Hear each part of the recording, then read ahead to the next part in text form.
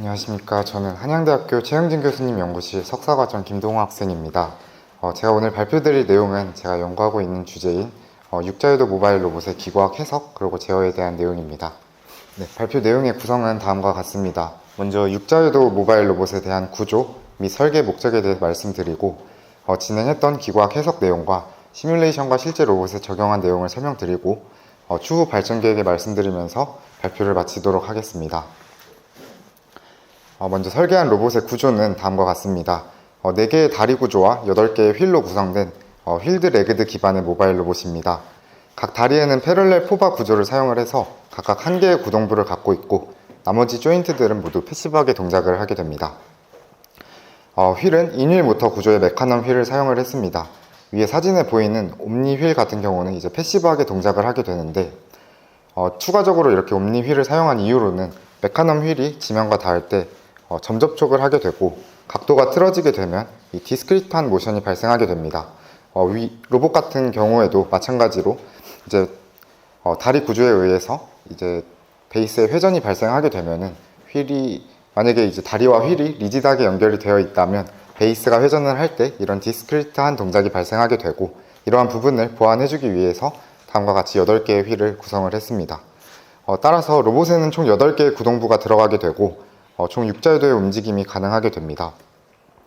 그래서 어떻게 육자유도가 완성이 되는지 영상으로 준비를 해봤습니다. 영상에서 보이시는 것처럼 이제 다리의 각도 차이를 통해서 Z 트랜슬레이션과 롤 피치 동작이 만들어지고 4개의 메카넘 휠을 통해서 XY 트랜슬레이션과 요 동작이 만들어집니다. 네. 레인지 오브 모션 같은 경우는 아래 표에 정리한 내용대로 롤 각도는 플러스 마이너스 49도, 피치 각도는 플러스 마이너스 25도, Z 트랜슬레이션은 대략 0.24m부터 0.77m까지 0.5m 정도의 이동이 가능합니다. 하중 같은 경우는 이제 기어 효율을 고려하지 않았을 때 제로 포지션에서 한쪽 다리당 40kg까지 버틸 수 있도록 설계를 진행했습니다. 그래서 왜 이런 로봇을 설계하냐에 대한 부분은 이제 위성체의 지상모사 시험을 통한 일련의 검증을 위함입니다. 우주 환경에서 수행되는 위성체의 자세 제어, 도킹, 서비싱과 같은 핵심적인 기술들은 지상에서의 사전 검증이 필수적이며 이를 위해서 위성체의 지상모사 시험 시스템의 중요성이 강조되고 있습니다. 이러한 사전 검증을 앞서 보여드린 육자유도 모바일 로봇을 통해 진행을 하고자 합니다. 다음으로는 이제 기과학 해석에 대해 말씀드리겠습니다.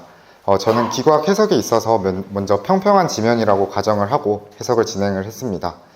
일반적인 포바 메커니즘은 기구학적인 해석이 복잡하지만 이제 패럴렐 포바 구조를 사용했기 때문에 위에 그림처럼 투링크 구조로 단순화한 해석이 가능합니다.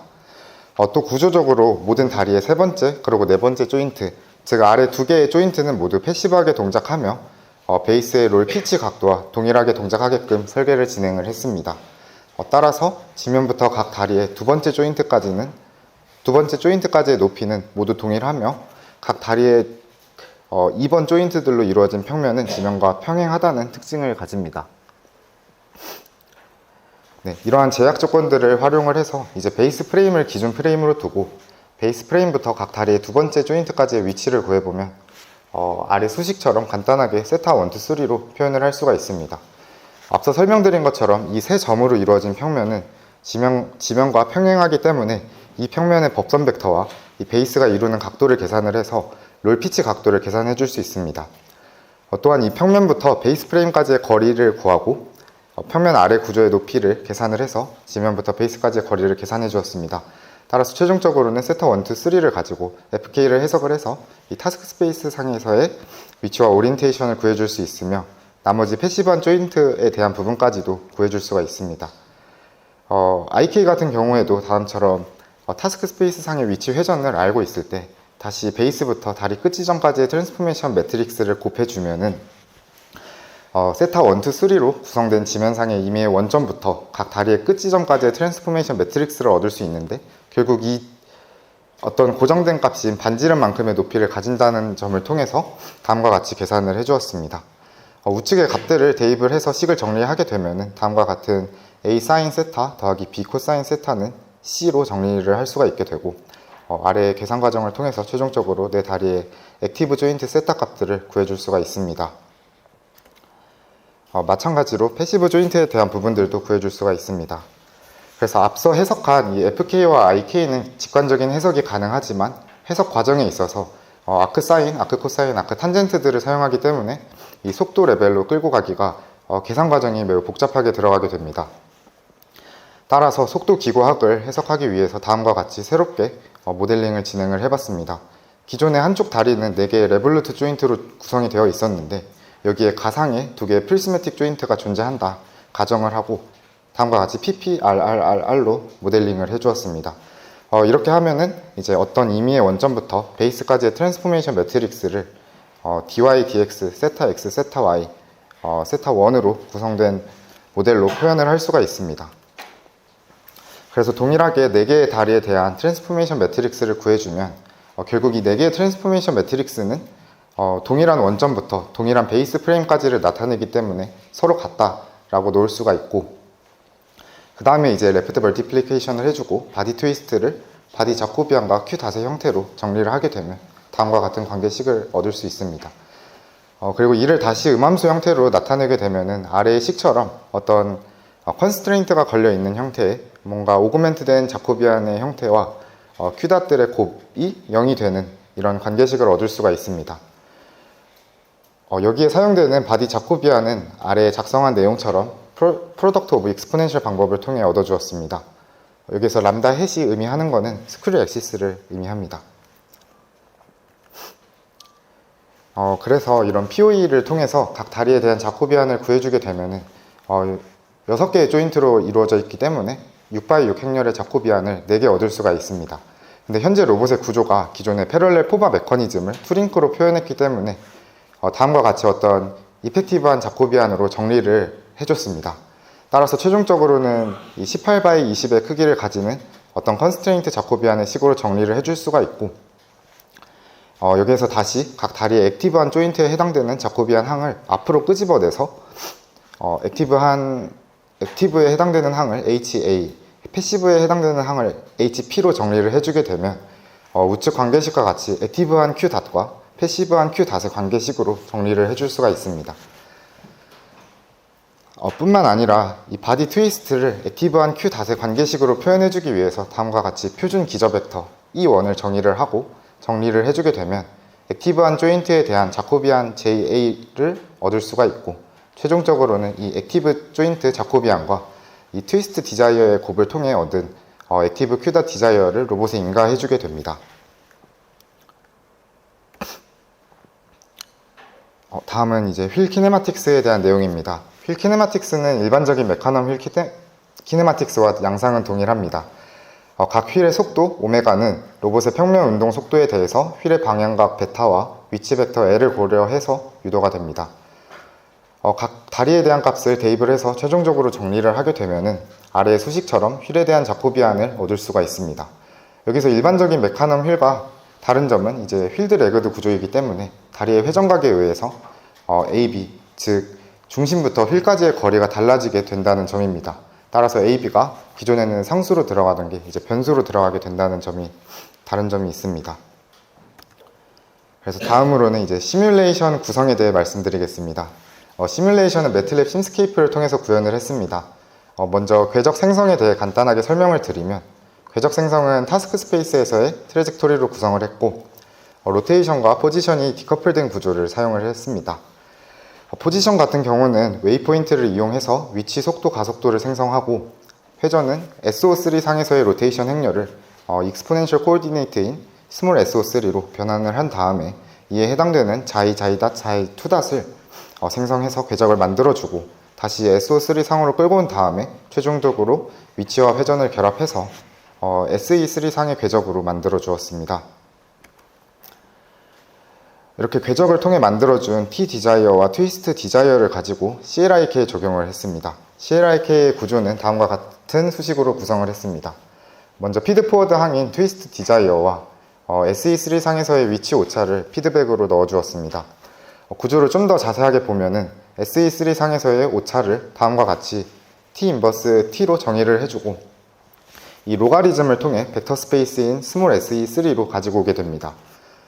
여기서 V 디자이어에 어드 조인트를 사용한 이유는 현재 위치 오차를 커런트 좌표에서 기술을 하고 있기 때문에 디자이어 좌표에서 기술하고 있는 이 트위스트 디자이어를 커런트 좌표로 끌고 와서 기술해주기 위함입니다. 이렇게 계산된 트위스트 레퍼런스를 가지고 앞서 설명드렸던 이 컨스트레인트 키네마틱스 계산을 통해 최종적으로 얻은 Q.액티브를 구해주고 로봇에 인가해주게 됩니다. 휠에 대한 부분도 다리 구조와 동일하게 구성을 했습니다. CLIK의 구성도 동일하고 최종적으로는 이제 휠 회전 속도를 구할 때 디자이어 하는 X, Y와 요에 도달하기 위해 필요한 회전과 다리 구조의 회전 각도에 따라 발생하게 되는 회전 속도의 합으로 들어가게 됩니다. 전체적인 흐름을 정리한 내용입니다. 추가로 간단하게 설명드릴 내용은 하나의 트래젝토리를 통해서 나온 T 디자이어와 V 디자이어를 가지고 두 개로 나누어서 각각 휠과 렉을 인가해주게 되고 그리고 앞서 설명드렸던 것처럼 이제 다리 구동부에서 나오는 Q 값을 통해 휠에 필요한 회전 속도로 변환을 해서 추가적으로 휠에 인가해주게 됩니다. 그리고 실제 로봇에서는 이제 바이브 트래커를 사용을 해서 현재 T와 트위스트 값을 측정을 하고 이 휠 쪽 CLIK의 피드백으로 인가해주게 됩니다. 로봇 모델은 각 메카넘 휠과 옴니 휠의 롤러까지 이제 URDF로 구현을 좀 해봤습니다. 따라서 시뮬레이션 상에서도 휠의 회전에 따라 롤러 방향으로 힘이 발생하게 되고 이 지면과의 컨택을 적용을 해서 최대한 실제 환경과 비슷한 시뮬레이션이 가능하게끔 구성을 했습니다. 여기서 사용된 스티프니스나 댐핑이나 프릭션 같은 부분은 실제 환경과 동일하지는 않겠지만 이런 부분까지 어느 정도 고려가 된 시뮬레이션임을 설명드립니다. 다음으로는 시뮬레이션 영상입니다. 시뮬레이션은 총 8개의 트래젝토리로 구성을 했으며 현재는 2배 배속으로 재생 중입니다. 그래서 앞서 설명드린 것처럼 이제 디커플된 구조를 사용했기 때문에 위치와 회전을 동시에 주었을 때 어떤 곡선으로 움직이는 게 아닌 직선으로 움직이는 모습을 확인할 수가 있습니다. 동일하게 실제 로봇에도 동일하게 트래젝토리를 넣어줘 봤습니다.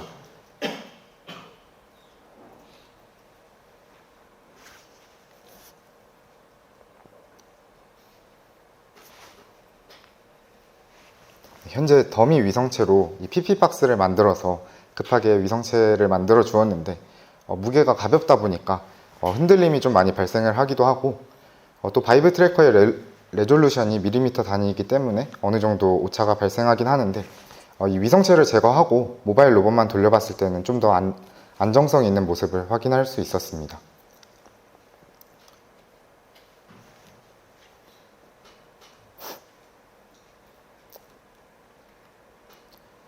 이제 마지막으로 추후 발전 계획에 대해서 말씀드리겠습니다.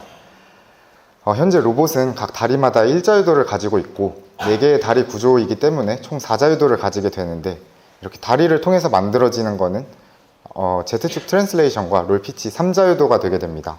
따라서 한 개의 다리는 어떤 여자유도를 가지게 되고 모든 다리를 동시에 제어하게 되면은 이 리던던시에 의해서 해가 유일하지 않게 되는데 그래서 현재는 이를 방지하기 위해서 3개의 다리는 액티브하게 한 개의 다리는 이제 동일한 평면 위에 존재하게끔 하는 어떤 컨스트레인트 팔로워 역할로 구분을 해주었습니다.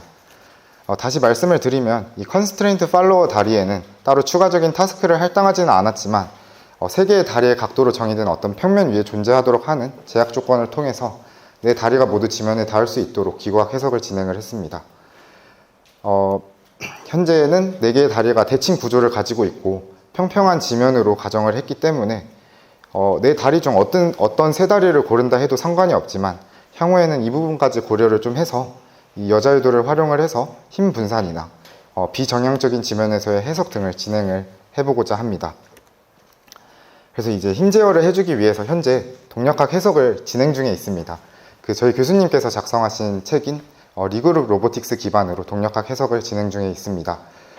리그룹 기반으로 동력학 해석을 진행하게 되면은 장점으로는 이제 포바와 같은 이 클로즈드 폼의 형태도 간단하지는 않지만 깔끔하게 정리를 할 수가 있습니다. 해석이 가능하고 해석이 가능합니다. 그리고 이제 육자유도 모바일 로봇 위에 매니플레이터를 장착을 해서 홀바디 컨트롤을 좀 진행을 해보고자 합니다. 이렇게 적용을 하게 되면은 좀 더 다양한 자세에서 매니플레이터를 통한 제어가 가능하게 되고, 또 매니플레이터만으로는 들거나 밀 수 없는 어떤 무거운 물체에 대해서도 같이 모바일 로봇의 자세를 같이 제어함으로써 뭔가 극복할 수 있지 않을까 하는 기대를 가지고 진행을 해보려고 하고 있습니다. 네, 저는 이상으로 발표를 마치겠습니다.